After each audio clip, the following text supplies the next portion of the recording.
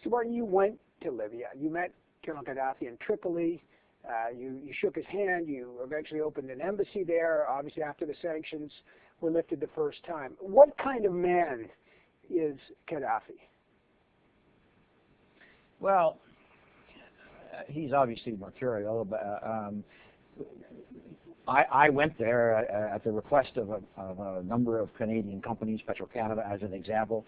All of the countries were doing the same thing. I think President Chirac of France was there the week before I was, in order to, on the assumption that there had been a change since Lockerbie, the terrible tragedy of Lockerbie, and that there was an opportunity here to bring Libya within the global orbit. When I met with him, I met primarily with him and his officials at the same time. The officials certainly carried on the bulk of the debate, and then I met with him alone later that night. We discussed his green book. We discussed a lot of things, and in fact, I raised the issue of civil liberties. I raised the issue of human rights with him. In fact, I was asked about it at the press conference, and some people were worried that I was going to torpedo the actions that Canada wanted to take economically. In fact, it didn't. Canada did very well in this, and I discussed it with him that night. I don't think anybody at that point would have thought that what has happened, especially since his son, for a long time, essentially spoke, of the need for civil liberties and human rights. But look, that's all gone by the board. What has to happen now is lives have got to be saved, and the United Nations has to act.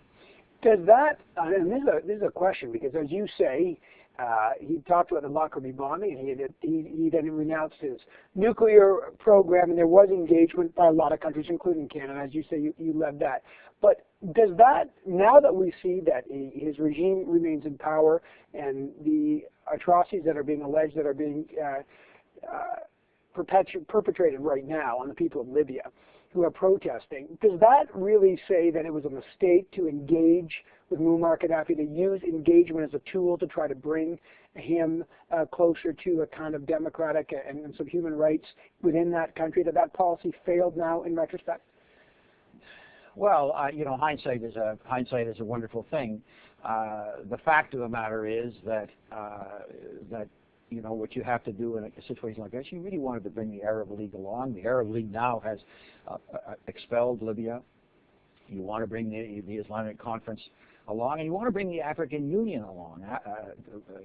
Libya is very actively involved in sub-Saharan Africa. It funds a lot of the African Union.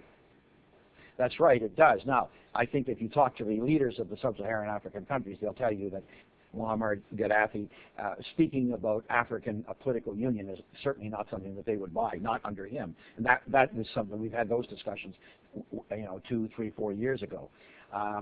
But did the world misjudge him? What else can you say when you see what happened today? And it's the Libyan people who are paying the penalty. And I think the world is now going to act quite decisively.